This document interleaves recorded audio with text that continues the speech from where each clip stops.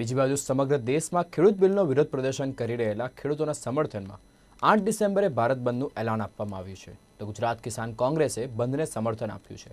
તો આ અંગે કિસાન કોંગ્રેસના ચેરમેન પાલ આંબલિયાએ પ્રતિક્રિયા આપી હતી કે આવતીકાલે સૌરાષ્ટ્રના તમામ માર્કેટયાર્ડ બંધ રહેશે.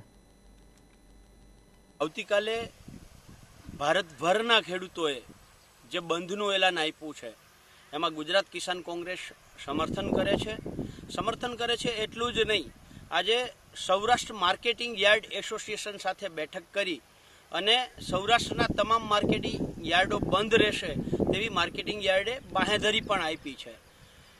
ગુજરાતના જાહેર માધ્યમોના માધ્યમથી ખેડૂતનું જે અન્ન ખાય છે, ખેડૂતના કારણે ભારતનો જે 30 લાખ કરોડનો એક ટર્નઓવર છે, એ ટર્નઓવર કરતા નાના નાના વેપારીઓથી લઈ અને મસ્ત મોટી કંપનીઓ સુધીના લોકોને ગુજરાત કિસાન કોંગ્રેસની એક વિનંતી છે કે આ તમારો બિઝનેસ, તમારો ધંધો એ ક્યાંક ને ક્યાંક ખેડૂતના કારણે ચાલે છે.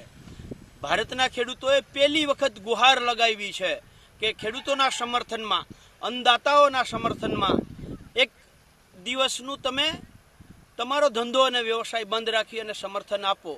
જો લોકડાઉન જેવી બાબતમાં આપણે 60 દિવસ આપણો ધંધો વ્યવસાય બંધ રાખી શકતા હોઈએ તો આપણે એક દિવસ માટે ધંધો વેપાર બંધ રાખીએ અને અન્નદાતાઓને સમર્થન આપીએ એવી ગુજરાત કિસાન કોંગ્રેસની લાગણી અને ગુજરાતના તમામ નાગરિકો, તમામ વેપારીઓ અને તમામ ધંધાર્થીઓ પાસે માગણી અને નમ્ર વિનંતી છે.